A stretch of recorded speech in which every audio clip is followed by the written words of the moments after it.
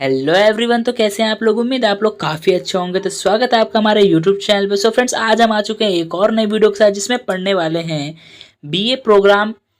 BA programme और BA honours और BCom तीनों क्लासेस के लिए होने वाला है, चाहे वो बीए प्रोग्राम का हो या बीए ऑनर्स का हो या फिर बीकॉम का हो, उनके लिए सबके लिए होने वाला है। फर्स्ट ईयर हिंदी की बुक है जिसका नाम है भारतीय भक्ति परंपरा और मानव मूल्य, और इसका चैप्टर नंबर है 4, भक्ति का अखिल भारतीय स्वरूप। यानी जो भक्ति है उसका अखिल यानी पूरा मतलब बड़े क्षेत्र पर भारतीय स्वरूप यानी भारत में उसका रूप कैसा है उसके बारे में पढ़ने वाले हैं। ठीक है, तो पूरी एक्सप्लेनेशन होने वाली है विथ नोट्स के साथ एंड फुल एक्सप्लेनेशन होने वाली है।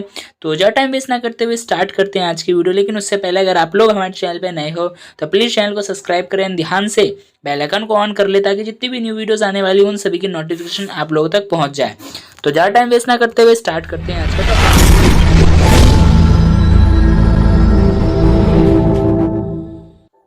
सो फ्रेंड, जैसे कि मैंने बताया, आज हम पढ़ने वाले हैं लेसन नंबर 4, भक्ति का अखिल भारतीय स्वरूप। क्या पढ़ने वाले? भक्ति का अखिल भारतीय स्वरूप, जो कि हमारा भक्ति भक्ति यानी होता है जो भी जिसको हम मानते हैं, जिसकी आराधना करते हैं, जिसकी पूजा करते हैं, जिसको हम मानते हैं इतना ईश्वर, उसके प्रति अखिल भारतीय स्वरूप। यानी अखिल यानी होता है बड़े स्तर पर है, बहुत बड़ा, और भारतीय स्वरूप यानी भारत में उसका स्वरूप कैसा है, ये हमारे चैप्टर का अर्थ है। ठीक है, तो हमारा फर्स्ट चैप्टर को स्टार्ट करने से पहले कुछ चीजें होती हैं जिनको जानना जरूरी है। देखो, देश काल की परिस्थितियों के कारण भक्ति की यह धारा कभी फैलती रही तो कभी संकुचित होती रही।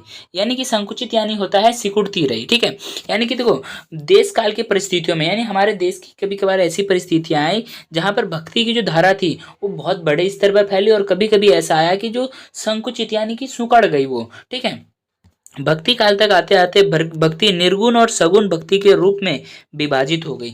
जब भक्ति काल का समय आया, भक्ति काल तक आते आते भक्ति जो थी वो दो भागों में विभाजित हो गई, निर्गुण भक्ति और सगुण भक्ति। निर्गुण भक्ति क्या होती है और सगुण भक्ति क्या होती है वो मैं आगे बताऊंगा। ठीक है, तो निर्गुण भक्ति ज्ञान मार्गी और प्रेम मार्गी भक्ति में तथा सगुण भक्ति राम भक्त और कृष्ण भक्ति के रूप में उभर कर सामने आया। यानी कि जो निर्गुण भक्ति थी, निर्गुण भक्ति जो आई वो ज्ञान मार्ग यानी ज्ञान के मार्ग पे, ज्ञान प्राप्त करने के मार्ग पर, और प्रेम मार्ग यानी प्रेम को प्राप्त करने के मार्ग पर, ये हमारी किस में आई? निर्गुण भक्ति में, यानी निराकार। ठीक है, और सगुण भक्ति में आया हमारा जिसमें कृष्ण भक्ति मतलब रूपों को एक रूप मान के उनकी पूजा करना। ठीक है, सामने है। आज भी भक्त समाज को अनेक ऐसी मान्यताएं दे रही है कि यदि समाज उनका पालन करे तो समाज को सुंदर बनाया जा सकता है। ये जितने भी इसमें कर्म कांड वगैरह होते हैं ना, जो फालतू की चीजें होती हैं, इन सबको हटा करके आज जो भक्ति है, आज भी हमें भक्ति ऐसी कुछ मान्यताएं दे रही हैं, अगर उन्हें समाज अपना ले, उनका पालन कर ले, तो समाज को आज भी सुंदर बनाया जा सकता है। इतना क्लियर है? हाँ जी सर, पूरा क्लियर है। भक्ति का अखिल भारतीय भक्ति का अखिल भारतीय स्वरूप, यानी कि जो भक्ति है, भक्ति का अखिल भारतीय स्वरूप यानी पूरे भारत में स्वरूप कैसा है वो जानने वाली, ये हमारा टॉपिक है जिसको मैंने हाईलाइट करना शायद ये मिस हो गया, किसी वजह से हाईलाइट नहीं हुआ है, तो मैं इसे येलो से हाईलाइट कर देता हूँ। ठीक है, देखो ये हमारा टॉपिक है। ठीक है, तो अब बढ़ते हैं। इसी टॉपिक का फर्स्ट पॉइंट है, मानव जीवन के दो प्रवृत्ति अति प्राचीन काल से देखने में आती है। यानी कि जो मानव है, मानव के जीवन में दो प्रवृत्ति अति प्राचीन काल से देखने में यानी बहुत समय से देखने में आती है, जिजीविषा और मुमुक्षा। ये जिजीविषा क्या है? जिजीविषा ये है मनुष्य के अंदर जीने की इच्छा होती है। क्या कोई चाहता है कि मेरी मृत्यु हो जाए? कोई नहीं चाहता। और मुमुक्षा क्या होता है? संसार से मुक्ति पाने की इच्छा, यानी संसार से मुक्त हो जाऊं मैं। ठीक है, मुक्ति पाने की इच्छा। सूक्ष्म शरीर के साथ प्राप्त संस्कारों के अनुसार सुख के स्वरूप और मात्रा में न्यूनधिक यानी कम संभावना है। यानी कि इस संसार में इस सूक्ष्म यानी छोटे शरीर के साथ समय मतलब संस्कारों के अनुसार सुख के स्वरूप को, यानी जो सुख है, सुख के स्वरूप, सुख को उनकी मात्रा को, सुख की मात्रा को कम कम आंकना असंभव है। ठीक है, परंतु दुख की व्यवस्था से हर संसारी को गुजरना पड़ता है। देखो सभी लोग क्या चाहते हैं, जो सुख है सुख हमारे जीवन में हमेशा रहे, कोई चाहता है कि दुख रहे। लेकिन यहाँ पे क्या कहा गया, यहाँ पे कहा गया सुख के स्वरूप और मात्रा में न्यूनता संभावना है। यानी जो सुख है, सुख जो है इस जीवन में, इस ब्रह्मांड में जब हम आए हैं, पैदा होते हैं, यहाँ पे कष्ट लेना ही, कष्ट की जीवन, यहाँ पे कष्ट वाला ही जीवन है। इसलिए आदमी क्या चाहता है, मुक्ति पाना चाहता है इस कष्ट के जीवन से। देखो परंतु दुख, उसके आगे हमने पढ़ा, परंतु दुख की व्यवस्था से हर संसारी को गुजरना पड़ता है। जो दुख है इसकी दुख की व्यवस्था से, यानी दुख की एक रास्ते से, दुख वाले दुख भरे समय से सभी को गुजरना पड़ता है संसारी को। दुख को कोई नहीं चाहता, दुख जो है दुख को कोई नहीं चाहता। अपनी व्यापकता में दुख की परिधि के आयाम असीमित है। यानी कि दुख को कोई नहीं चाहता, लेकिन दुख जो है जितना सुख आएगा उससे कई गुना ज्यादा दुख आता है हमारे जीवन में, वो असीमित है। क्या है, असीमित है। खुशियां जो है वो कम है, यानी कि सीमित है, और जो दुख है वो असीमित है। इतना क्लियर है? हाँ जी सर बिल्कुल क्लियर है। चलो अब बढ़ते हैं आगे। आगे हमारा आता है नेक्स्ट टॉपिक, जो कि है भक्ति आंदोलन अखिल भारतीय स्तर पर धार्मिक आवरण में विकासशील हुआ या क्रियाशील हुआ। देखो जो भक्ति आंदोलन है वो अखिल भारतीय यानी पूरे भारतीय स्तर पर धार्मिक आवरण में, यानी धर्म के आड़ में, पूरे धर्म के आवरण में, यानी धर्म के रूप में क्रियाशील हुआ पूरे ब्रह्मांड में, पूरे भारतीय में। ठीक है, ईश्वर के माध्यम से लोगों को मुक्ति की आध्यात्मिक राह दिखने लगी। यानी ईश्वर के माध्यम से, पूजा पद्धति के माध्यम से लोगों को क्या थी, मुक्ति पाने की आध्यात्मिक राह दिखने लगी। यह शोषित पीड़ित मनुष्यों को सकारात्मक आध्यात्मिक चेतना से संपन्न करने वाला प्रगतिशील आंदोलन था। कौन सा आंदोलन? भक्ति आंदोलन। ठीक है, भक्ति युगीन आर्थिक सामाजिक परिस्थितियों, ज्ञान के प्रचार और वैचारिक चेतना का स्तर देखते हुए यह आंदोलन धार्मिक आवरण में ही अवश्यंभावी था। यानी कि होना जरूरी था, अवश्यंभावी था, यानी होना जरूरी था। सत्ता परिवर्तन इन आंदोलनों का लक्ष्य नहीं था। यानी सत्ता को बदलना, सत्ता परिवर्तन करना इन आंदोलनों का लक्ष्य नहीं था। हालांकि यह तथ्य है कि परावर्तित दिनों में इसने राजनीति को भी प्रभावित किया। यानी कि देखो आजकल जो हमारे धर्म है, धर्म में क्या करते हैं ना, आजकल को क्या है कि इसको राजनीति में भी उतार दिया। अगर कोई बाबा है, कोई बाबा के पास गए, जो प्रसिद्ध बाबा जहाँ पे लाखों करोड़ों की जनता बैठती है, मैं किसी को इंडिकेट नहीं करना चाहता, आप खुद ही जान सकते हैं कहाँ बैठती होगी। ठीक है, वहाँ पे बैठती है, कोई नेता गया वहाँ पे, थोड़े बहुत पैसे दिए, बोल दिया बाबा आप हमारे वाले में ये अच्छा बोल दो। क्या है कि उसमें एक वो बना दिया, उसको एक व्यापार का मार्ग बना दिया धर्म को, है कि नहीं है।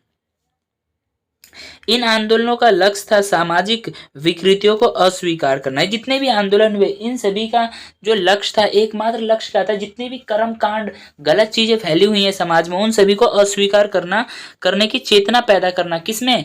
मनुष्यों के बीच में, जनता के बीच में, जो हमारी जनता है उनके मन में। ठीक है, मनुष्य मात्र को एक धरातल पर रखकर देखना, यानी जो मनुष्य को इस धरती पर एक समानता मानकर देखना, और उन लोगों को वाणी देना जिनकी व्यथा अभी तक ठीक से सुनी नहीं गई थी। यानी कि उन लोगों को आवाज देना, उन लोगों को बताना, उन लोगों को मोटिवेट करना, जो लोग कहना तो चाहते हैं लेकिन कह नहीं पा रहे हैं, सुन नहीं रहा कोई उनकी, उस वजह से उन सभी के मन में चेतना पैदा करना, मोटिवेट करना। ठीक है, अखिल भारतीय स्तर पर भक्ति आंदोलन के पुरोहितों ने यही कार्य किए। यानी कि भारतीय स्तर पर, यानी भारत के भारतीय बड़े स्तर पर क्या क्या जो भक्ति आंदोलन के जो पुरोहित थे, पुरोहितों ने यही कार्य किया। लोगों के मन में क्या जगाया? भक्ति के प्रति चेतना जगाई, भक्ति के बारे में बताया कि ऐसा करो ऐसा करो, और जो तुम्हें बुरा लगता है, जो तुम्हें सही लगता है ना, अपने मन की बात को सामने वाले को प्रकट करो। तो उससे क्या होगा, जो तुम्हें सही लगती है उसको अपनाओ, जो गलत लगती है उसको अस्वीकार करो। ठीक है, इस तरह इस पूरे आंदोलन की कुछ ऐसी विशेषताएं थी जो इसके एक होने का प्रबल प्रमाण देती है। और ये जो आंदोलन था इसमें बहुत सारे लोग जो थे एकता में आ गए थे, एकता के सूत्र में बन गए थे। दामोदरन ने इन विशेषताओं का रेखांकन करते हुए लिखा है कि भक्ति आंदोलन ने देश के विभिन्न भागों में भिन्न भिन्न मात्राओं में तीव्रता और वेग यानी कि चाल ग्रहण किया। यह आंदोलन विभिन्न रूपों में प्रकट हुआ। ये जो आंदोलन था अलग अलग रूपों में प्रकट हुआ, अलग अलग जगहों पर। इतना क्लियर है? हाँ जी सर बिल्कुल क्लियर। ये काफ़ी सिंपल लैंग्वेज में लिखे, क्योंकि नोट जो है मैंने लिखे हैं, तो आपको समझने में ज़्यादा प्रॉब्लम नहीं होगी। किंतु कुछ मूलभूत सिद्धांत ऐसे थे जो समग्र यानी कि पूरे रूप से पूरे आंदोलन पर लागू होते थे। यानी कुछ मूलभूत सिद्धांत यानी कुछ बातें ऐसी थी जो कि पूरी तरह से इस आंदोलन पर लागू होती है। धार्मिक विचारों के बावजूद जनता की एकता को स्वीकार करना। इतनी सारी धार्मिक विचार मतलब धर्म के अलग अलग विचार थे, धर्म के अलग अलग विचारधारा के लोग थे, अलग अलग संस्कृति के लोग थे। उन सभी के बावजूद भी जनता को एकता एकता के रूप में बांधना, उसको स्वीकार करना, एकता को स्वीकार करना एक बहुत बड़ी चुनौती है। दूसरा, ईश्वर के सामने सबकी मान्यता यानी ईश्वर के सामने सबको समानता देना, समानता बनाए रखना कि ईश्वर के सामने कौन है, सभी समान है, कोई अलग नहीं है। जो आजकल गंद फैला रखा है ना, हिंदू मुस्लिम सिख ईसाई सब अलग अलग है, इसको ऐसा करो उसको ऐसा करो, ये सब चीज़ें क्या उस समय अस्वीकार कर दी गई और अब ऐसा टाइम मुझे लग रहा है आने वाला है। तीसरा, जाति प्रथा का विरोध। तीसरी बात क्या थी, इस आंदोलन में इन्होंने जाति प्रथा का विरोध किया। आज से कुछ समय पहले हमने जो 12th क्लास पढ़ी थी उसमें हमने जाति व्यवस्था पढ़ी थी। जाति व्यवस्था जिसे हम एक तरह से वर्ण व्यवस्था भी कहते हैं। ठीक है। चौथा, यह विश्वास के मनुष्य और ईश्वर के बीच गहराई से जुड़ाव यानी तादात्म्य मनुष्य के सद्गुणों पर निर्भर करता है। यानी कि चौथा यह विश्वास दिलाना था लोगों को या जनता को कि मनुष्य और ईश्वर के बीच में गहराई से जुड़ना और एक संबंध होना मनुष्य के सद्गुणों यानी अच्छे कर्मों से निर्भर करता है, अच्छे कर्मों पर निर्भर करता है। क्लियर है? हाँ जी सर, बिल्कुल क्लियर है। ना कि उनकी ऊंची जाति अथवा धन संपत्ति पर। यानी कि ऐसा नहीं है कि जो लोग मतलब ऊंची जाति से हैं, जिनके पास धन या संपत्ति ज़्यादा है, उन्हीं लोगों से ईश्वर जुड़ते हैं। क्योंकि आज से अगर हम 20-50 साल पहले की बात करते हैं तो उस समय पे लोग के पास खाने के लिए भी नहीं होता था, इतने बड़े बड़े हवन और जो होते थे कर्मकांड वगैरह वो कहाँ से करवाएंगे। तो इसलिए कहते थे कि बस बड़े लोगों के ही भगवान है, छोटे लोगों के लिए नहीं है। बट ऐसा कुछ भी नहीं था, भगवान सभी के लिए है, उसके सद्गुणों पर निर्भर करता है, धन संपत्ति से इसका कोई लेना देना नहीं है। पांचवा, इस विचार पर जोर की भक्ति ही आराधना का उच्चतम स्वरूप है। पांचवा, इस बात पर इस विचारधारा पर जोर देना था कि जो भक्ति ही एक आराधना का यानी भक्ति ही भगवान को आराध्य को खुश करने की एक उच्चतम स्वरूप है या उच्चतम एक मार्ग है। ठीक है। ना कि इन कर्मकांडों, मूर्ति पूजा, तीर्थनों यानी यात्रा वगैरह करना जो तीर्थन करते हैं और अपने आप को दी जाने वाली यंत्रणाओं की निंदा की है। इस आंदोलन ने क्या किया, मैंने बताया, इन आंदोलनों में विचारों पर जोर दिया कि भगवान की आराधना ही एकमात्र उच्चतम स्वरूप है, ना कि जो फालतू के जो कर्म कांड करते हैं, इतने बड़े बड़े यज्ञ करते हैं, बहुत सारी चीज़ें करते हैं, मैं एक को इंडिकेट नहीं कर रहा, मूर्ति पूजा करते हैं और तीर्थन यानी बहुत दूर दूर घूमने जाते हैं, कोई वैष्णो धाम जाता है, कोई काबा शरीफ जाता है, इन सब से कोई मायने नहीं करता। क्या है, इन सब से कोई मायने नहीं रखता। मायने क्या रखता है, तुम्हारे सद्गुण, क्योंकि दिल में होना चाहिए। ज़रूरी नहीं कि हम अपने को दिखावा करें, दिखावा करने की ज़रूरत नहीं है। ठीक है। और यंत्रणाओं का मतलब आप लोग समझ गए, यंत्रणाओं का मतलब आपने देखा होगा अपने आप को चोट पहुंचाना। यंत्रणाओं का मतलब है अपने आप को चोट पहुंचाना। जैसे कि कुछ लोग कहते हैं ना, कहते हैं नहीं, चलो छोड़ो, वो छोड़ो, आपने वो कहने की बात तो एग्जाम्पल अलग है। मैं एक आंखों देखा हाल बताता हूँ। आपके यहाँ छठ जो पूजा होती है, हमारी छठ पूजा होती है, इसमें आपने देखा हो कई लोग जब आते जाते वक्त में आपने देखा हो कहीं पे कुछ लेट लेट के करते हैं, लाइन वगैरह करते आते हैं। क्या भगवान ने कहा है वैसा करने के लिए? नहीं, हमने मन्नत मांगी पूरी होगी तो कर रहे हैं। अरे यार देखो, जो चीज़ें पूरी अगर लिखी है ना होने की तो वो होके रहेगी, वो होकर रहेगी।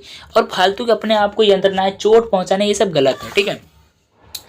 सेकंड टॉपिक है, हमारा नेक्स्ट टॉपिक है भक्ति आंदोलन का उद्भव और अखिल भारतीय प्रसार के बारे में अनेक सिद्धांत मिलते हैं। जो भक्ति आंदोलन के उद्भव यानी कि बढ़ाव को तीव्र जो उसने लिया मतलब बढ़ा, उसमें और अखिल भारतीय प्रसार के बारे में अनेक सिद्धांत मिलते हैं। प्रसार यानी होता है फैलना। ठीक है। इसके उद्भव को किसी विद्वान ने इस्लाम के विरुद्ध प्रतिक्रिया कई है। यानी कि जो कई विद्वान ऐसे जिन्होंने क्या कहा, जो भक्ति जो बढ़ रही है ना, इसका विरोध, ये किसका विरोध करेगी? इस्लाम का विरोध करेगी। ठीक है। किसी ने ईसाई मत के प्रभाव से जोड़कर इसे कहा, किसी विद्वान ने स्थापित करने का प्रयास किया। किसी विद्वान ने क्या स्थापित करने का, मतलब ईसाई मत से प्रभाव जोड़कर देखा। किसी विद्वान ने इसको स्थापित करने का प्रयास किया। किसको स्थापित करने का प्रयास किया? भक्ति को स्थापित करने का प्रयास किया। यानी जो चीजें बताई गई हैं उसको, जैसे कि इस्लाम के विरुद्ध इसको इस्तेमाल करना, ठीक है, ईसाई के प्रभाव से में इसका इस्तेमाल करना, बहुत सी चीज़ों में इसका स्थापित करने का प्रयास किया। कि यह भारतीय चिंतन धारा, कि यह भारतीय जो चिंताधारा है इसका स्वाभाविक विकास था। किसका विकास था? इसका स्वाभाविक विकास था, यानी मनोवक विकास हो रहा था हमारे देश का। क्योंकि लोगों के बीचों में क्या थी, इतनी सारी धर्म संस्कृति, इतनी सारी विचारधाराएं होने के बावजूद भी लोगों में क्या आ चुकी थी, एकता आ गई थी। तो ये क्या था, लोगों को एकता के सूत्र में बांधने का भी एक कार्य किया। किसी ने यह कहा कि अगर दक्षिण और उत्तर का भक्ति आंदोलन स्वाभाविक रूप से इतना संयुक्त है, यानी मिला जुला है, तो इन दोनों के प्रसार के बीच इतना लंबा समय अंतराल क्यों है? क्योंकि देखो, जो भक्ति आंदोलन का उद्भव हुआ था, हमने क्या पढ़ा था, दक्षिण से इसका उद्भव हुआ था। कहाँ से हुआ था? दक्षिण से। और उत्तर में आने में तकरीबन इसको 180 मतलब 1 बरस 1 डेढ़ बरस के आसपास इसको लग गया था। ठीक है, ऐसी कुछ लगा था, मुझे उतना ध्यान नहीं है। तो इतना क्लियर है, काफ़ी सिंपल लैंग्वेज में है। तो अब बढ़ते हैं आगे। तो हमारा नेक्स्ट टॉपिक आता है, इससे यह निष्कर्ष हम सहज ही निकाल सकते हैं कि हमें आंदोलन के अखिल भारतीय विस्तार को रेखीय और सरलीकृत दृष्टि से नहीं देखना चाहिए। इससे हम यही अपना अनुभव देख सकते हैं कि हम ये नहीं कह सकते सभी लोगों में एकता आ गई, एकता से जुड़ गए, ये बिल्कुल नहीं कह सकते हम। क्यों? ये जो है हमें कई साली सरलीकृत दृष्टि से नहीं देखना चाहिए, यानी हमें इसकी इतनी सरलता से नहीं देखना, क्योंकि यहाँ पे लोगों ने बहुत चीज़ों का विरोध किया है और बहुत सी चीज़ों की निंदा भी की है भक्ति आंदोलन के तहत। ठीक है, तो अब क्या क्या हुए हैं और आगे भी पढ़ेंगे, तो और अच्छे एक्सप्लेनेशन के साथ मैं पूरी कोशिश करूंगा और अच्छे से एक्सप्लेन करूं। ठीक है, तो नेक्स्ट पॉइंट है हमारा, इस सरलीकरण से मुक्त हो जाए तो सहज ही समाज समझ पाएंगे कि इतना सूक्ष्म अंतर्वर्ती समानताओं के बावजूद विभिन्न स्थानों में प्रसारित भक्ति के स्वरूप को संवेदनाओं में अलग अलग विशेषताएं क्यों हैं। यानी कि अगर हम इन सरलीकृत यानी इन सरल भावनाओं को अगर सरलीकरण से अगर मुक्त हो जाए ना, तो ही हम समझ पाएंगे कि जो इतने मतलब सूक्ष्म यानी इतने छोटे से समय अंतर इतने अंतर में, छोटे से अंतर में, यानी कि कुछ ही ये आप 50 मतलब कि 1 से 1.5 बरस के अंदर ही, मतलब उस समय उतना कुछ खास नहीं होता था, तो इतने कम समय में ही इतनी समानताओं के बावजूद विभिन्न स्थानों में इसका प्रसार हुआ, यानी विभिन्न अलग अलग स्थानों पर ये बढ़ा। ठीक है, भक्ति के स्वरूप का संवेदनाओं में, यानी भक्ति का जो स्वरूप था वो संवेदनाओं में, लोगों के भाव में आया। अलग अलग विशेषताएं क्यों है, यानी अब इसकी मतलब लोगों के मन में इसके प्रति, इतनी संवेदनाओं के प्रति अलग अलग भाव क्यों है। देश के विभिन्न भागों में फैली भक्ति पूर्णता एक ही जैसी क्यों नहीं है। क्योंकि देखा होगा आपने, हिंदू तो बहुत सभी हैं, ठीक है, हिंदू तो मतलब जो हिंदू धर्म में आते हैं वो सभी हिंदू, लेकिन सबके उसमें कुछ ना कुछ अलग जरूर होता है। तो ये विभिन्नताएं क्यों है, ये यहाँ पे ये हमसे जो कर रहा है ना, ये हमसे क्वेश्चन कर रहा है ना, कि ये हमें कुछ यहाँ पढ़ने लायक कुछ भी नहीं है। ये टॉपिक मैंने पता नहीं क्यों ले लिया, इसमें कुछ भी नहीं है, पता है, ये बस ऐसी फालतू है, इसमें लिख दिया तो कोई नहीं, पढ़ दिया मैंने, फिर भी जो भी है छोड़ो। नेक्स्ट टॉपिक हमारा एकेश्वरीय आंदोलन में, यानी एक ईश्वर, यानी इस ब्रह्मांड में एक ही ईश्वर है, ऐसा कहा गया। एकेश्वरीय आंदोलन में वैष्णव ने शैव में क्या भिन्नता है, वैष्णव से शैव में क्या भिन्नता है, यानी वैष्णव धर्म में और शैव धर्म में क्या भिन्नता है। और एक ही स्थान पर विराजमान कबीर और तुलसी की विश्व दृष्टि में अंतर क्यों है, यानी कि विश्व को देखने की दृष्टि में अंतर क्यों है। क्योंकि जो हमारे तुलसीदास जी हैं, तुलसीदास जी क्या कहते हैं, जो दुनिया है ये क्या है, भ्रम है। और जो हमारे कबीरदास जी हैं वो क्या कहते हैं, जो दुनिया है ये एक ईश्वर मनुष्य को, यानी कि आत्मा को परमात्मा से मिलाती है, ऐसा कहना कबीर जी का है। ठीक है, इसलिए लय रामानंद जैसी पंक्ति में भक्ति आंदोलन के सीमित करने से पहले हमारे लिए जरूरी है कि हम उन गहरे आर्थिक, सामाजिक, निहित अर्थ, कृषि, व्यापार और गुण सामाजिक संरचनाओं को देखें जिनसे दक्षिण में स्थापित भक्ति का उत्तर में प्रसार संभव हो पाया है। ठीक है, यानी कि इन सभी इतनी सारी बातों को हमें देखने से पहले हमें ये देखना ज़रूरी है कि जो दक्षिण में जो भक्ति स्थापित हुई उसका प्रसार उत्तर भारत में कैसे हुआ है, कैसे संभव हुआ, उसके बारे में देखना है। ठीक है, इस दृष्टि से भक्ति आंदोलन का मूल्यांकन करने वाले यह मानते हैं कि इस दृष्टि से भक्ति आंदोलन जो उसका मूल्यांकन, यानी जो लोग उसके बारे में जानते हैं ये करते हैं कि 12वीं-13वीं शताब्दी में नगरीकरण के प्रक्रिया के विस्तार के साथ यह आंदोलन पहले नगरों में फैला।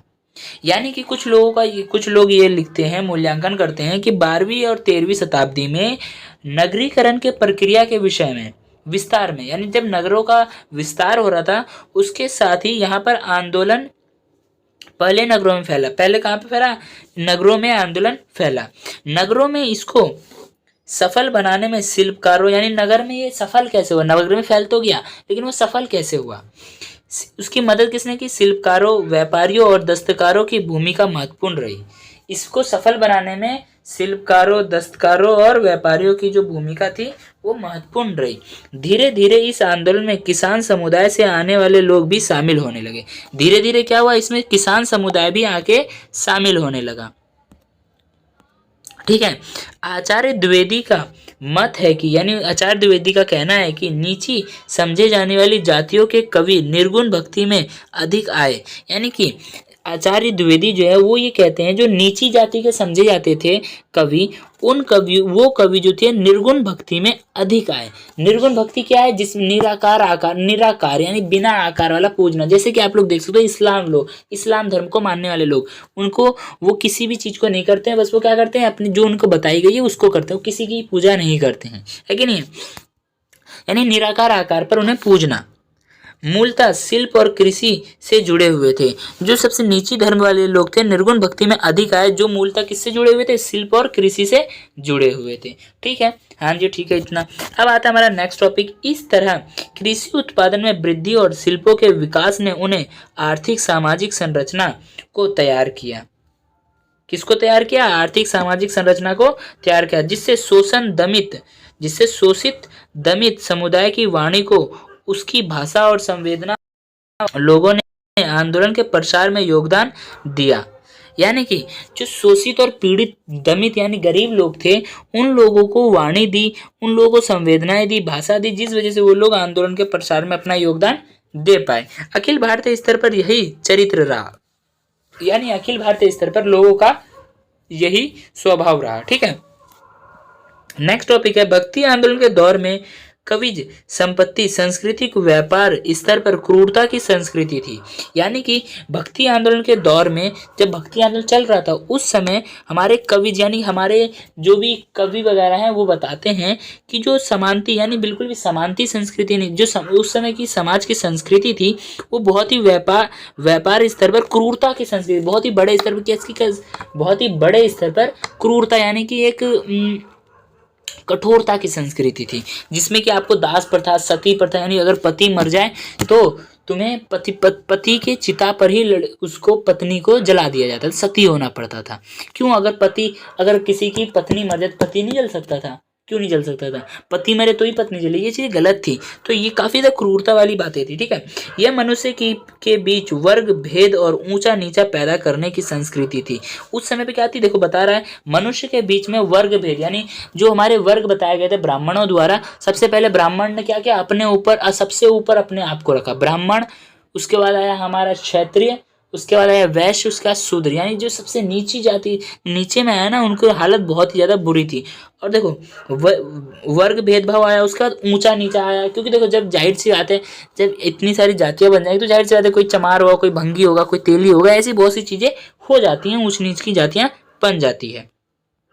एक खास वर्ग अय्यासी और दिखावे के लिए यह प्रतिक्रियावादी शक्तियों को बढ़ावा देती थी। एक वर्ग है अय्यासी वर्ग, जो कि इस दिखावे की प्रक्रिया को बढ़ावा देती थी। कौन सी वर्ग थी? ये ब्राह्मण। ये जो इन सबको जो अंधकार में डाल रखा था, किसने डाला था? ब्राह्मणों ने डाला था। ठीक है, अगर कोई ब्राह्मण जाति से होगा तो बहुत बुरा लग रहा होगा उसको सच में, लेकिन भाई जो बुक में लिखा है वही बता रहा हूँ। और इससे पहले नहीं तो आप लोग जाओ 12th पढ़ लो। वैसे पढ़े लिखे को धर्म से कोई मान्यता नहीं होती, धर्म कुछ भी हो। ठीक है, हमें अपने धर्म का गर्व है, लेकिन गलत चीजें कोई नहीं अपनाएगा। ठीक है, तो भक्ति आंदोलन इन्हीं प्रक्रियाओं के खिलाफ उठा एक आंदोलन था, जिसके कारण अखिल भारतीय स्तर पर इसमें एकता दिखाई देती है। क्या दिखाई देती है? एक साम्य दिखाई देती है। इतना क्लियर है? काफी सिंगल लैंग्वेज में, इसको एक्सप्लेन करने की जरूरत नहीं है। भक्ति आंदोलन के ऊपर ऐतिहासिक रूप से यही दायित्व आ गया था कि इन कुप्रथाओं की व्यवस्था वास्तविकता से जन सामान्य को परिचित कराए। यानी कि जो भक्ति आंदोलन था, उसके ऊपर एक ऐतिहासिक रूप से या ये दायित्व आ चुका था कि जो हमारे समाज में जो कुप्रथाएं, जो कर्म कांड की गलत चीजें फैली हुई हैं, कुप्रथाएं फैली हुई है, वास्तविकता से जन को इन कुप्रथाओं की वास्तविकता से जनता को क्या कराए? परिचित करवाए। उनमें उन्हें अस्वीकार करने का साहस पैदा करें। उनमें जो भी कुप्रथाएं हैं, जो भी चीजें गलत हैं, उन सभी को अस्वीकार करने की चेतना दे, वाणी दे, अस्वीकार करने की क्षमता दे उन्हें। ठीक है। अपने प्रारंभिक दौर में राजनीतिक स्तर पर यह साधक सत्ता परिवर्तन की परिकल्पना भी नहीं कर सकते थे। यानी कि उस टाइम पर प्रारंभिक दौर में राजनीति स्तर पर, यानी राजनीतिक स्तर पर, जैसे आजकल हम लोग क्या करते हैं, वोट देके अपने नेता को, अपने लीडर को चुनते हैं, उस टाइम पे वो लोगों के पास ये अधिकार भी नहीं था। ठीक है। तो आगे बढ़ते हैं। यहाँ पे इतना हो गया, किंतु से हमें आगे बढ़ना है। ठीक है, मुझे याद रहेगा। हाँ, किंतु इतना जरूर कर सकते थे कि अपने व्यक्तिगत आचरण से और अपनी वाणी से शोषित पीड़ित जनता को चेतनाशील बनाए। यानी कि उस टाइम पे इतनी सब चीज़ें तो नहीं थी कि लोगों के बीच में इतनी ज़्यादा अपने जनता को चुनने के लिए इतना कुछ करें, क्योंकि उस टाइम पे सभी लोगों को डर था। वो लोग क्या थे? पैसे वाले थे, तो उनको क्या होता था? थोड़ा डर होता था। तो बस इतना ज़्यादा कुछ तो नहीं कर सकते थे वो शोषित पीड़ित जनता के लिए, बट हाँ इतना कर सकते थे, उनको चेतनाशील बना सकते थे। चेतनाशील बनाने में उनके आत्मसम्मान और विश्वास को पैदा कर सकते थे उनके मन में, जाके वो अस्वीकार कर सके और अपने हित के लिए, अपने जो भी हक है उसके लिए लड़ सके। मतलब कि जो सही लगे उसको स्पष्ट कहने का साहस हो सके उनके अंदर। ठीक है, क्लियर है? उत्तर भारत में नानक, कबीर, रैदास, दादू दयाल जैसे कवियों ने प्रभाव को इसी संदर्भ में देखा जाना चाहिए। यानी कि उत्तर भारत में नानक जी, नानक है हमारे, उसके बाद कबीर दास आते हैं, उसके बाद रैदास, दादू दयाल जैसे कवि के प्रभाव को इसी संदर्भ में देखा जाना चाहिए। यानी इन लोगों ने ही अपना योगदान दिया है। ठीक है। इन कवियों ने असंतुष्ट समुदाय को वाणी दी। इन कवियों ने क्या क्या, जो भी असंतुष्ट समुदाय थे उनको क्या दी? वाणी दी, बोलने की चेतना दी, विश्वास जगाया मन में। ठीक है। ये सब अकारण ही नहीं था, ये सब क्या था? बेमतलब का, बेफिजूल का नहीं था। इन कवियों में से अधिकतर तथा नीची मानी जाने वाली जातियों से आते थे। ये जो कवि थे इन सभी में से क्या थे? अधिकतर ऐसे थे जो कि हमारे नीची जाति में से माने जाते थे। जो कबीर थे, कबीर क्या थे? वो कौन सी जाति से आते थे? वो जुलाहा से आते थे। जो कि कौस में था? मुझे नहीं पता, आपको भी नहीं पता, कोई बात नहीं, अगर पता हो तो बता देना, मुझे नहीं पता इसके बारे में, रियलिटी बता रहा हूँ सच में। ठीक है। वैसे जुलाहा थे, तो जुलाहा का पता है किसमें आएगा? ये हमारा आता था क्षेत्र में। क्षेत्रीय जो जाति थी, तीसरे नंबर की जाति ना, शायद उसमें आए, बट मुझे क्लियर नहीं पता इसका। ठीक है, तो मैं इसके ऊपर ज्यादा लेक्चर नहीं दूंगा। कई चर्चित संत, कवि, बुनकर, नाई, जुलाहा, तेली, दर्जी, चमार या साधारण व्यापारी जाति से आते थे, जातियों से थे। ठीक है। गरीब किसान हो, व्यापारी हो, शिल्पकारी हो, परंपरागत व्यवस्था से असंतुष्ट होने के कारण सबके पास थे। यानी कि चाहे वो गरीब किसान हो, चाहे व्यापारी हो या शिल्पकार हो, सभी को परंपरागत, यानी जो भी चीजें परंपरा जो पीछे से चलती आ रही हैं, उन सभी चीजों से असंतुष्ट होने के कारण थे। कोई अपनी सामाजिक अवस्थिति से असंतुष्ट है, यानी कोई भी जो लोग, कोई लोग ऐसे थे जो अपनी सामाजिक स्थिति से असंतुष्ट, यानी समाज में उन्हें नीची, हीन दृष्टि से देखा जाता था, गलत दृष्टि से देखा जाता था, नीच समझा जाता था, अछूता समझा जाता था, बहुत भेदभाव दृष्टि से देखा जाता था। ठीक है। तो कोई समांति चक्र से मुक्त होना चाहता। समांति चक्र क्या था? यही जो हमारे 4 वर्ण व्यवस्था थे, इनसे मुक्त होना चाहता था। किसी के लिए जाति समस्या थी, किसी के लिए क्या थी? जो जाति है, जाति समस्या बन चुकी थी, क्योंकि वो क्या चाहते थे? कि मनुष्यता की भाव को उत्पन्न करे मन में। सभी के मन में क्या है? सभी मनुष्य हैं, हम मानवता है। जैसे हमारे देश में क्या हो रहा है? कोई हिंदू है, कोई मुसलमान है, देखना मैं ये गारंटी के साथ कहता हूँ, अपने देश का अगर अंत होगा ना, तो ये धर्म से के ही उसमें होगा, यानी धर्म युद्ध होगा, तभी लड़ दिए देश भी बर्बाद होगा। देखना कंफर्म बता रहा हूँ मैं। अब ये नहीं कह रहा कि 2050-40 में खत्म होगा, साइंटिस्ट की अपनी अलग मान्यता है। मैं ये कह रहा हूँ कि देखना क्योंकि जिस तरीके से लोगों की अनपढ़ता बढ़ती जा रही है ना, देखना सुनना कुछ नहीं है, बस लगे हुए हैं सब धर्म धर्म करने में, बस फालतू की फिजूल बातें हैं, ठीक है। तो वो सब उनका मुद्दा छोड़ो, मुझे तो पढ़ाने से मतलब है। किसी के लिए हिंदू मुस्लिम विभेद, यानी किसी के लिए क्या था, हिंदू मुस्लिम ये जो जाति बनाई गई थी, ये विभेद यानी कि ये विभेद जो था यानी भेदभाव था, ये समस्या थी।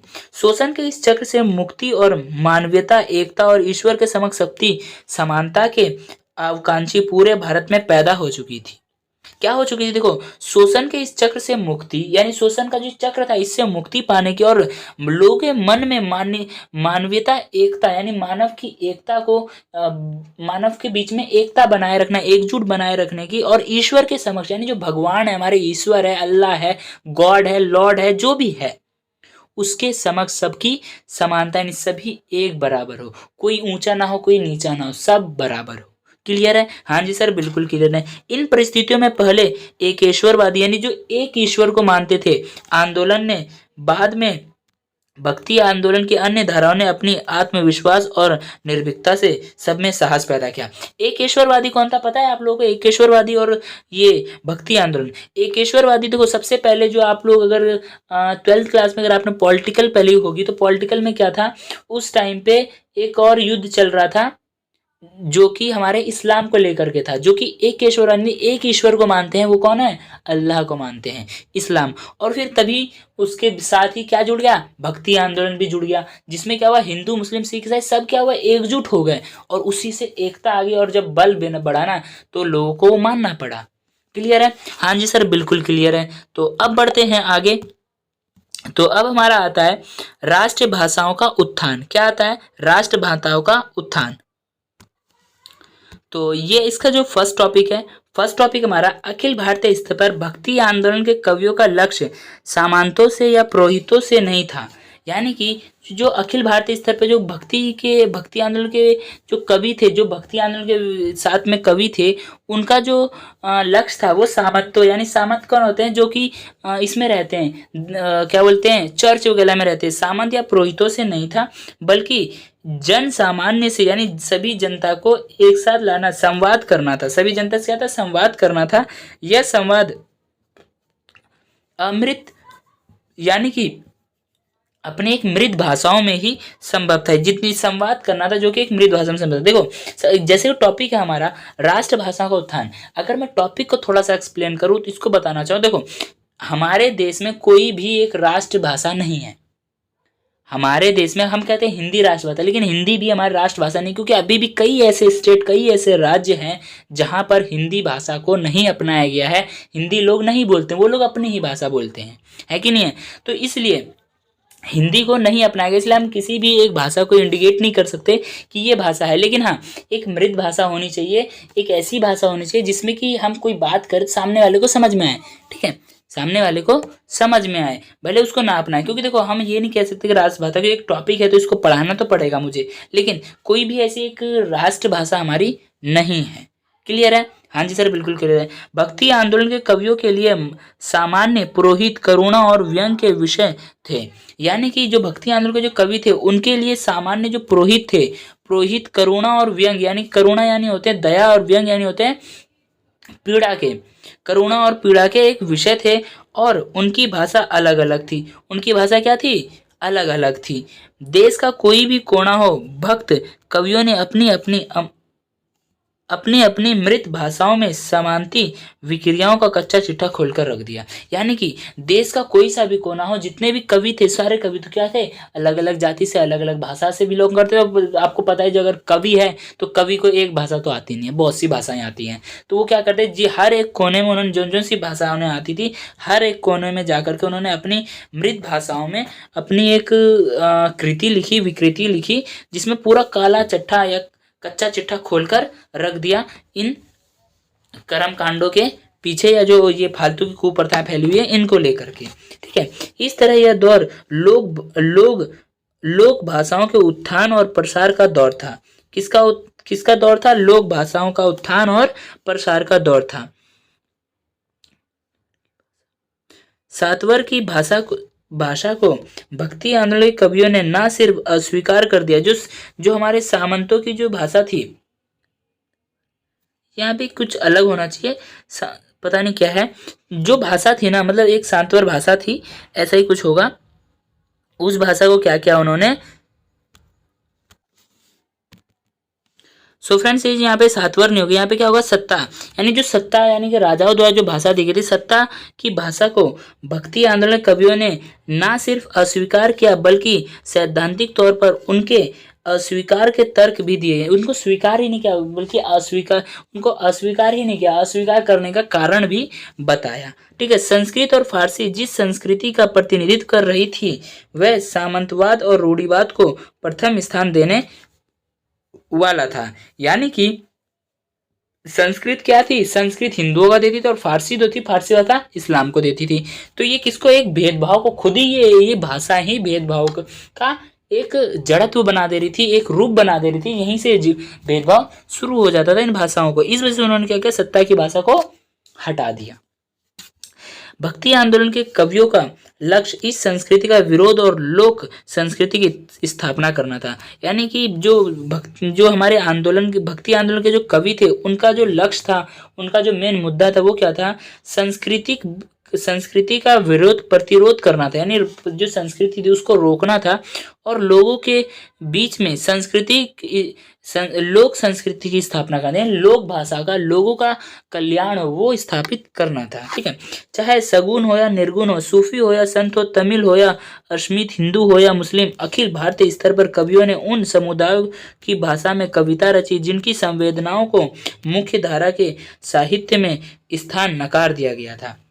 देखो, चाहे सगुन हो, निर्गुण हो, सूफी हो, संत हो या तमिल ही क्यों ना हो, सभी जो कवि थे, उन्होंने उन भाषाओं में लोगों का वो कविता लिखी, उन भाषाओं में उनकी संवेदना, उनकी बातों को लिखा जिनको क्या था, लोगों ने अस्वीकार कर दिया। इसलिए कहा जाता है जो हमारा संविधान है, संविधान के अंदर में कुछ ऐसे टॉपिक्स लिए गए हैं जो कि सभी, मतलब संविधान में ऐसी बातें रखी गई हैं जो कि सभी धर्म के लिए हो, जो कि सभी धर्म के लिए हो, चाहे वो हिंदू मुस्लिम हो या कुछ भी हो, सभी धर्म के लिए एक मान्यता, बराबरता दी गई है, किसमें, संविधान में। और हमारे राजनेताओं ने जब उस समय पे हमारे जो संविधान लेखन किया है उस समय पे किया है। हाँ, संविधान में थोड़े बहुत चेंजेस आते रहते हैं टाइम टू टाइम, बट हाँ वो भी आना जरूरी है, थोड़ा बहुत ही। अब ऐसा नहीं कि तुम लोग अब शुरू से चली आ रही प्रथा को चेंज कर दो, क्योंकि देखो संविधान में जो कुछ है ना उससे लोगों को कोई प्रॉब्लम नहीं है, सब ठीक है। अब तुम वहाँ सोचो कि नहीं, हिंदुओं को या मुसलमानों का या किसी को एक उच्चतम स्थान दिया जाए तो वो गलत होगा, कि नहीं है। तो अब बढ़ते हैं आगे नेक्स्ट टॉपिक पे। नेक्स्ट टॉपिक हमारा आता है, भक्ति आंदोलन के इन कवियों में कई ऐसे थे जिन्हें उच्च वर्ग की इन भाषाओं का ज्ञान था। यानी जो हमारे भक्ति आंदोलन के जो कवि थे उनमें कुछ ऐसे कवि भी थे जिनको उच्च भाषाओं का ज्ञान था, यानी उच्च भाषाएं आती थी, किंतु इन भाषाओं के ज्ञान प्रदर्शन की जगह में उन संवेदनाओं, प्रतीकों, कहानियों, मिथ्यों की आवाजों को पकड़ना चाह रहे थे।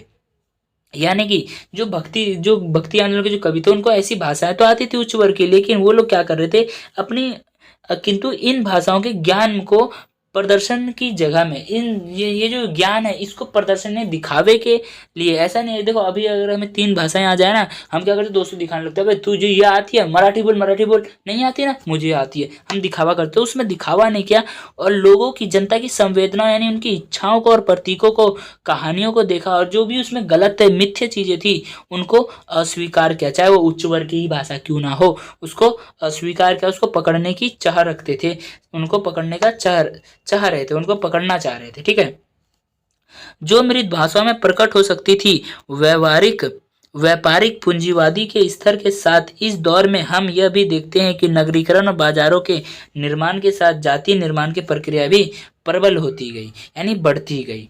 ठीक है, अब आता है हमारा नेक्स्ट टॉपिक, संपर्क के इस विस्तार का फल यह भी हुआ कि भक्ति आंदोलन के अनेक कवियों की कविता में ना सिर्फ हम अन्य लोक भाषाओं के शब्द और ध्वनि देखते हैं, बल्कि यह पाते हैं कि कुछ कवि अन्य लोक भाषाओं में कविता कहने में भी पूर्णतः समर्थ थे। यानी कि इस संपर्क के विस्तार में हम ये भी देखते हैं कि भक्ति आंदोलन के विभिन्न कवियों में कुछ ऐसे भी थे जिन लोगों को लोक भाषाओं के शब्द और ध्वनि देखते हैं, यानी लोक भाषाओं के ध्वनि और शब्द देखते हैं, जिससे हमें यह पता चलता है कि इन लोगों को लोक भाषाओं के अलावा भी और भी कई सारी भाषाएं आते थे, जिसमें ये लोग बहुत ही ज्यादा पूर्ण और समर्थ थे। क्या थे? समर्थ थे। जैसे तुलसी जैसी, विद्यापति इत्यादि इन दृष्टि से अनूठे कवि थे। इस दृष्टि से कौन से अनूठे कवि थे? जिनको कई सारी चीजें आती थी।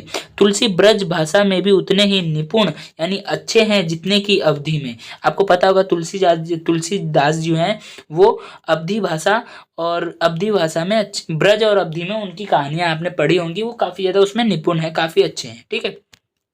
उसके बाद जातीय निर्माण की प्रक्रिया में ही कबीर की कविता पेशेवर यानी कि पाकिस्तान से लेकर बंगाल तक के लोगों का कंठहार यानी जो गले तक यानी जो भी भाषा थी, कंठहार यानी कि उनकी मुख भाषा बनी। भक्ति आंदोलन के तमाम कवियों की घूमती प्रवृत्ति ने भी उनकी भाषाओं को प्रभावित किया। यानी कि जब जाति निर्माण की प्रक्रिया में कबीर की कविता जो थी वो पाकिस्तान से लेकर के बंगाल तक के लोगों के कंठर यानी मुख पर गई और उनका एक सहारा बनी। क्या बनी? सहारा बने।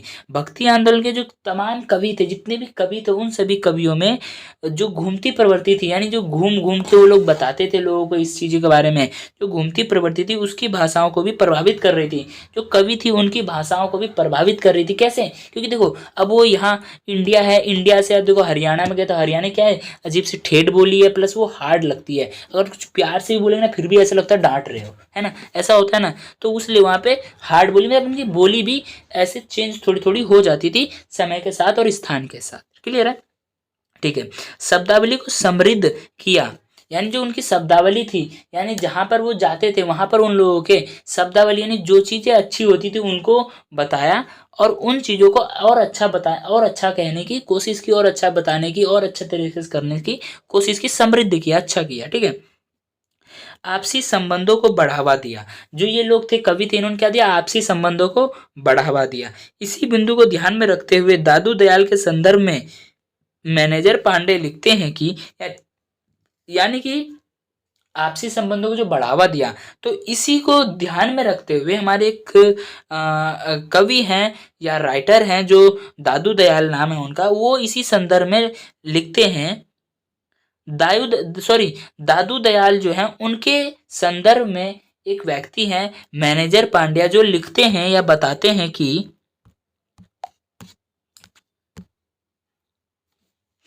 भक्ति काल के अधिकांश संतों की तरह दादू ने भी यात्रा का जीवन जिया। यानी कि जो मैनेजर पांड्या हैं वो लिखते हैं कि दादू दयाल जो थे भक्ति काल के अधिकांश संतों की तरह, यानी जैसे संत जो भक्ति आंदोलन से जुड़े हुए थे लोग थे, उनके साथ ही उनके अलावा भी उनके साथ में जो दादू दयाल जी थे उन्होंने भी अलग अलग स्थानों की यात्राएं की। उन्होंने गुजरात से चलकर राजस्थान के हर कोने की यात्रा की। किसने? दादू दयाल ने। इस निरंतर यात्रा जीवन का प्रमाण उनकी कविता की भाषा देती है। क्या देती है? उनकी कविता की भाषा देती है। जैसे कि मैंने बताया था कि जहां वो जाते थे ना वहां की थोड़ी थोड़ी उनकी भाषा उसमें मिक्स होती थी, वैसा ही कुछ होगा यहाँ पे। उनकी काव्य भाषा का बुनियादी ढांचा, उनकी काव्य भाषा यानी वो जो लिखते थे, उनकी जो कविताएं होती थी, काव्य भाषा का बुनियादी ढांचा पश्चिमी राजस्थानी से बना है। किससे बना? पश्चिमी राजस्थानी, यानी पश्चिम में स्थित जो राजस्थान है उसकी बना है। लेकिन उसमें गुजराती और पंजाबी के शब्दों का भी मेल है। क्या है? गुजराती और पंजाबी शब्दों का भी मेल, यानी जिस स्थान पर वो जाते थे ना उन्हीं के, मतलब देखो अगर मुझे यहाँ से अब बिहार जाता तो मुझे क्या करना पड़ेगा? हिंदी नहीं, मुझे वहाँ पे क्या है थोड़ी बहुत अपनी उनकी लैंग्वेज में ही उनको समझाना पड़ेगा। नहीं, वहाँ की जो बिहारी लैंग्वेज है, मतलब जो भी वहाँ की लैंग्वेज मैथिली लैंग्वेज है, उसको मुझे थोड़ा अपने अंदर बढ़ाना पड़ेगा, उस चीज़ को मुझे अपने अंदर लेना पड़ेगा। पहले अपनी चीज़ को सुधारनी पड़ेगी ताकि मैं उन्हें उस चीज़ को और बेहतर और अच्छे तरीके से समझा पाऊँ, थोड़ी बहुत उनकी लैंग्वेज में, ऐसा कुछ है। ठीक है। तो इसलिए जहां जहां वो स्थान के साथ गया, अगर मुझे समझाना है तो मुझे उनकी लैंग्वेज थोड़ी बहुत तो आनी चाहिए। तो इसीलिए उनकी लैंग्वेज को, उनकी काव्य को, कविता को, उनकी बातों को, हर चीज को उन्होंने उनकी दृष्टि से भी देखा और राज्य के अलग अलग भाषाओं में लिखे और जो उनकी भाषा थी उनके हिसाब से करते गए। ठीक है। अगर इन कवियों की कविता भाषा, शब्दावली और संवेदना के स्तर पर एक दूसरे से इतनी संयुक्त यानी मिली-जुली है, तो यह भक्ति आंदोलन के अखिल भारतीय स्वरूप का भी परिचय यानी कर्ता धर्ता है। क्या है? कर्ता धर्ता है। यानी कि इतने सारे कवि है, इन सभी कविता की जब भाषा, शब्दावली और संवेदना, यानी जो भाषा है वो भी एक है, शब्दावली भी एक है, संवेदना यानी जो उनके भाव है वो भी सब एक है। तो एक दूसरे से जब इतने संयुक्त यानी मिले जुले हैं, तो भक्ति आंदोलन के अखिल भारतीय स्तर पर, यानी कि भक्ति आंदोलन का जो ये भक्ति आंदोलन हुआ था, इसके अखिल भारतीय स्तर यानी पूरे स्तर, बड़े स्तर पर भारतीय स्वरूप यानी बड़ा भारत का स्वरूप जो रूप है उसका एक परिचय करता है। कौन? ये कवि लोग। ये भी तो उसके एक कर्ता धर्ता हुए ना, क्योंकि उन्होंने ही तो अलग अलग भाषाओं में उसको परिचय किया, प्रचार किया, ताकि उन्हें अच्छे से समझ में आए। ठीक है, तो फ्रेंड्स आज की वीडियो में इतना ही, क्योंकि वीडियो जो है काफ़ी ज़्यादा लंबी हो चुकी है। नेक्स्ट टॉपिक जो हम पढ़ने वाले हैं वो हम पढ़ेंगे ये वाला, जिसका नाम होने वाला है, काफ़ी ज़्यादा मोटा हो गया, जिसका नाम है अखिल भारतीय सांस्कृतिक विनय, विनियम और संगीत। ठीक है, ये हम नेक्स्ट पार्ट में पढ़ेंगे या नेक्स्ट लेक्चर में पढ़ेंगे, क्योंकि वीडियो जो है काफ़ी ज़्यादा लंबी हो चुकी है। तो आज की वीडियो में इतना ही, मिलते हैं नेक्स्ट वीडियो में। और वीडियो अच्छी लगी तो वीडियो को लाइक करें, और अगर कोई डाउट हो, कोई प्रॉब्लम हो तो एक बार और इस वीडियो को देख लेना, आपको डाउट जो है क्लियर हो जाएंगे। और हाँ, मैंने अपनी तरफ से अपनी लैंग्वेज में समझाने की कोशिश की है, तो आप लोग भी थोड़ा अपना तरफ से समझने की कोशिश करना, समझ में आ जाएगा। और अगर नहीं आता है तो आप मुझे कमेंट बॉक्स में कमेंट करें, मैं पूरी कोशिश करूँगी कि उस टॉपिक को अच्छे से अच्छे तरीके से आपको क्लियर करूँ। ठीक है, तो मिलते हैं नेक्स्ट वीडियो में नेक्स्ट लेक्चर के साथ। इसके आगे की वीडियोस अगर आपको देखनी है तो चैनल को ध्यान से सब्सक्राइब करके बेल आइकन ऑन कर लेना, क्योंकि पार्ट 2 भी बहुत जल्द आने वाली है। तो मिलते हैं नेक्स्ट वीडियो में। Bye bye, thanks for watching this video.